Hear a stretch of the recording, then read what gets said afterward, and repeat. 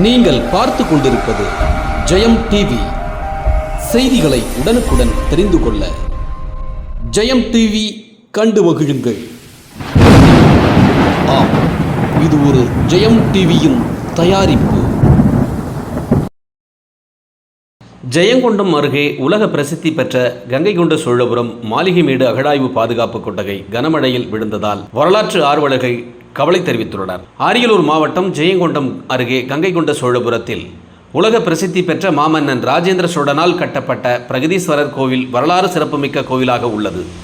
இந்த கோயில் யுனெஸ்கோவால் பாரம்பரிய சின்னமாகவும் அறிவிக்கப்பட்டு பாதுகாக்கப்பட்டு வருகிறது.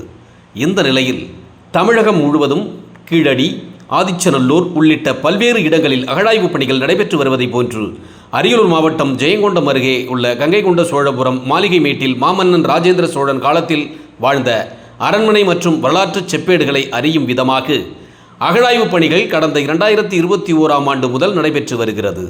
இதில் ராஜேந்திர சோழன் காலத்தில் கட்டப்பட்ட அரண்மனை சுவர்கள், சீன வளையல்கள், மண்பாண்டங்கள், பானை ஓடுகள் உள்ளிட்ட பல்வேறு பொருட்கள் கண்டெடுக்கப்பட்டுள்ளன.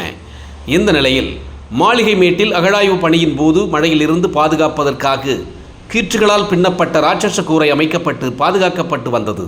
இந்த நிலையில் கடந்த சில தினங்களாக பெய்து வரும் கனமழை காரணமாக தாக்கு பிடிக்காத அகழாய்வு ராட்சச கொட்டகை திடீரென சரிந்து அப்படியே கீழே விழுந்தது.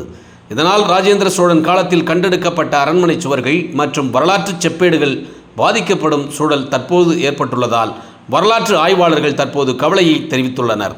ஏற்கனவே கீழடி, ஆதிச்சநல்லூர் போன்ற இடங்களில் அகழாய்வு பணிகள் நடைபெற்று வரும் நிலையில் மாளிகைமேட்டில் இந்த ஆண்டு அகழாய்வு பணிகள் தொடங்கவில்லை. எனவே மாமன்னன் ராஜேந்திர சோழனின் புகழை பறைசாற்றும் வகையில் மாளிகைமேடு அகழாய்வு பாதுகாப்பு கொட்டகையை சீரமைத்து உடனடியாக அகழாய்வு பணிகளை தொடங்க வேண்டும் என வரலாற்று ஆர்வலர்கள் மற்றும் பொதுமக்கள் தமிழக அரசுக்கு கோரிக்கை விடுத்துள்ளனர். தற்பொழுது நீங்கள் பார்த்து கொண்டிருக்கின்ற இடமானது மாளிகைமேடு. அகழ்வாராய்ச்சிக்காக தோண்டப்பட்ட பள்ளங்கள். தற்பொழுது இந்த கொட்டாயானது சாய்ந்துள்ளது. மழை காலத்தில் மழைநீர் தேங்கி அனைத்தும் மறைக்கப்படும் சூழல் உள்ளது. தற்பொழுது கொட்டாய் சாய்ந்துள்ள காட்சியை நாம் கண்டு வருகிறோம். வரலாற்று சிறப்புமிக்க ராஜேந்திர சோழன் கங்கை கொண்ட சோழபுரத்தை தலைநகரமாக கொண்டு ஆட்சி செய்த மாமன்னன் ராஜேந்திர சோழனின் அரண்மனை இருந்த இடம் இது. இந்த இடங்களில் அகழ்வாராய்ச்சி பணியின் போது பல்வேறு பொருட்கள் பூமிக்கடியிலிருந்து கண்டெடுக்கப்பட்டுள்ளது. மேலும் இன்னும் அரிய வகை பொருட்கள் பூமிக்கடியில் இருப்பதாக ஆராய்ச்சியாளர்கள் தெரிவித்து வருகின்றனர். இந்த நிலையில் இந்த கொட்டகையானது சாய்ந்து வைக்கப்பட்டுள்ள தடுப்புகள், படங்கள் வரைந்த பேனர்கள் பிடிக்கப்பட்டு முதலமடைந்து கிடப்பதை பார்த்து வருகின்றோம். இதில் 3 கொட்டைகளாக அமைக்கப்பட்டது. கீற்று கொட்டைகள், ராட்சச தூண்களை வைத்து அமைக்கப்பட்ட இந்த கொட்டகையானது மழையில் மற்றும் காற்றில் சாய்ந்து கிடப்பதை கண்டு வருகின்றோம். ஜெயங்கொண்டம் பகுதியில் பெருமைமிகு இத்தகைய வரலாறு சிறப்புமிக்க கங்கை கொண்ட சோழபுரம் ஆலயம் உள்ளது. இதன் அருகாமையில் பொன்னேரி என்கின்ற சோழகங்கம் உள்ளது. பொன்னேரியை உள்ள ஆக்கிரமிப்புகளை அகற்றி தூர்வாரி தூய்மைப்படுத்தி கரைகளை பலப்படுத்தி பொன்னாற்று வாய்க்காலிலிருந்து விவசாயிகள் இன்றளவும் உள்ளனர். இந்நிலையில் தற்பொழுது பொன்னேரியில் நீர்வரத்து வாய்க்கால்கள் இல்லாமல் நீரின்றி கிடக்கிறது. நம் முன்னோர்கள் முன்பெல்லாம் மழைநீரை சேகரிக்க ஏரி, குளங்கள், குட்டைகள், கிணறுகள் உள்ளிட்ட பல்வேறு வகையில் முன்னெச்சரிக்கை நடவடிக்கைகளை மேற்கொண்டனர். தற்பொழுது ஆறுகளில் ஓடும் தண்ணீர்கள் கடலில் கலந்து வருகிறது. ஆற்று நீரை சேகரிக்கவும் எந்த ஒரு முன்னெடுப்பும் இல்லை. நிலத்தடி நீரும் குறையும், ஆற்று நீரும் கடலில் கலக்கும். பின்னால் வரும் சந்ததிகளுக்கு செல்லக்கூடிய ஒரு சூழல் ஏற்படும் அபாயம் உள்ளது.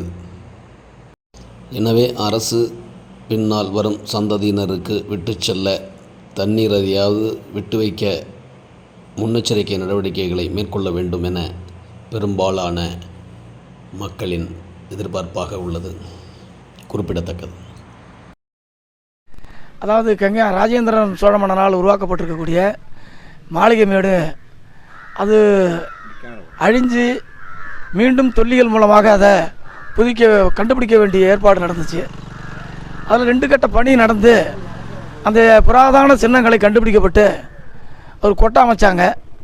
அந்த கொட்டாவில் கிட்டத்தட்ட கண்டுபிடிக்கப்பட்ட பொருட்களை வச்சு பாதுகாத்துட்டு வந்தாங்க. அதுக்கு 2 ஆட்களை போட்டு பாதுகாக்கப்பட்டிருக்கு.